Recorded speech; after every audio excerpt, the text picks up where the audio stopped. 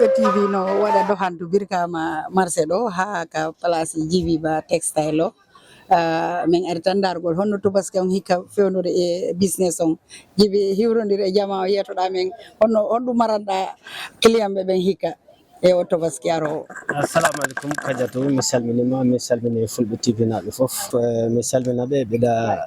juuroɓe mbiɗa ñagonoɓe Allah moƴƴere e ɓamtare. Julde nde machallah marché yettere Allah haade ala e yawde gati gila ɗum fuɗɗi ha joni no marché yettere Allah no marché aywa ko wayno mbassiŋeji ko wayno brodeji ko wayno waxi fof marché puis super 100 o ɗum ɗo fof marché yettere Allah no wodi kadi ne ɗe balɗe mi addat ridoji pour julde nde inchallahu taala mi addat ridoji janggo maɗi jippo so Allah jaaɓi kala kadi ne jiɗɗo kadi ne suudu muɗum change ko fati décorate affaire ridoji e ko fati affaire jaganayoji fof so Allah jaaɓi janggo ma ar capitaji fof affaire décoration suudu ko ɓuuri ko fof neɗo telem bagiji ɗin noon hikka mi yiiɗo vainqueur on hay leppi donkin on ɓa leppino donkin programme no suuti a addi ɗo leppi donkin on ɗum wolanta client ɓe ɓen. Wollananmi ɓe tan ko always mbiɗa eto pour abbade e yidde maɓɓe koɓe lamdoto kam ko mbiɗa yettaɓe hen noon because leppi ɗi ari vainqueur o ari kadi ne ko heewi dal ko fati e cosaan so neɗɗo ari ɗo henna ma taw ɗum ɗo leppi o ne ɗo e fati kadi ne e gara o kadi ne ɗo e façon ngaji cosaan ɗi fof so Allah jaaɓi so tawi neɗɗo ari ɗo ma heɓ ɗum inchallahu taala. Joni honɗum wolanta client ɓe ma ɓen gonga ɓe woɓɓe ɓen ka tobaski ɗo ɓe yiɗay sodude kono sodugol baali ɗin hara no ɓittini ɓe kono kadi affaire ñongon kadi hara no ɓittini ɓe honɗum wolantaɓe ɓa miɗo tañini haray ka juldere ɗo haray ɗe jogi special offer ɗum ɗon haray no woodi ko ɗuytuɗa saabu nde juldere nden honɗum no noddirta client ɓe ɓen.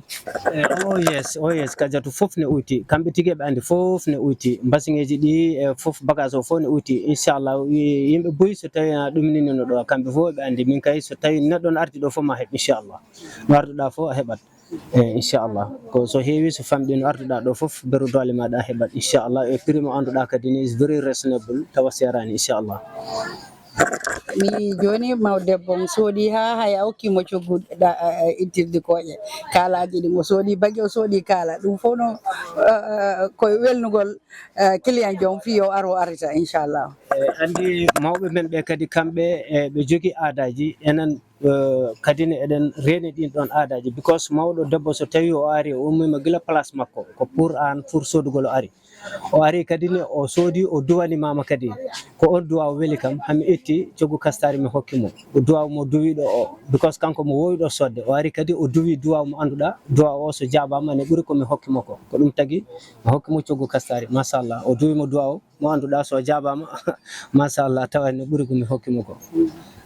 Ko gonga telem développement leydi ni hiɗa dari hen ɓa uddutugol business on ƴetta sukaɓe golle tan ko boyi saabu laamu ngo wata ƴettude fof. eyyi machallah mbiɗa eto no fewi mbiɗa eto e sukaɓe ɓeɗe ƴettiɗo sukaɓe joni always ma ɓe yoni seeɗa eyyi kamɓe fof koɓe fotɓe gollude kono machallah ɓeɗe gollida ɗo e mabɓe kadi ko heɓato ko kadi ne alhamdulillah minen fof emin yawta hen emin suuri hen. no wajotoɗa jamanu mum? Jamanu o komi wajotoɓe ko yoɓe muñodir e jamanu ɓe wiya always hankkadin ɓe waɗe hakkillaji mabɓe jamanu no satti kono min to banggue hooram min fof e famɗude expérience jamanu meeɗa webde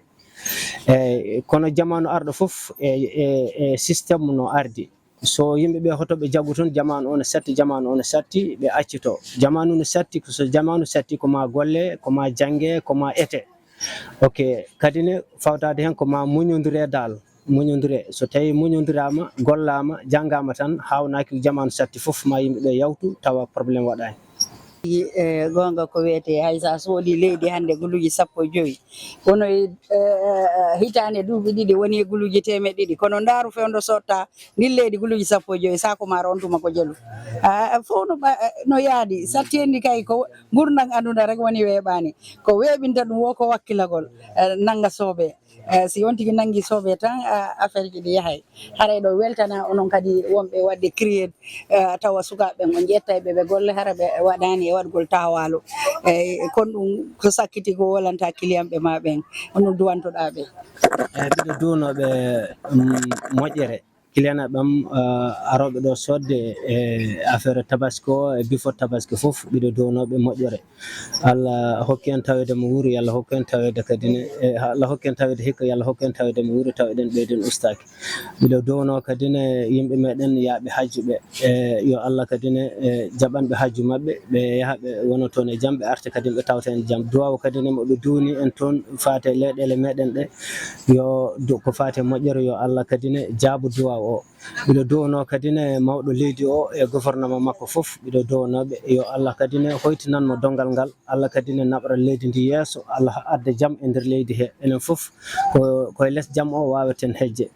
eywa ɓiɗo duwno kadi ne kala dendagal hilifaɓe meɗen diine e fof ɓiɗo duwno kadi ne spécial client e ɓamɓe ɓiɗo wiya yo Allah hokku en tawede mo wuuri amin ya rabbi jarama boy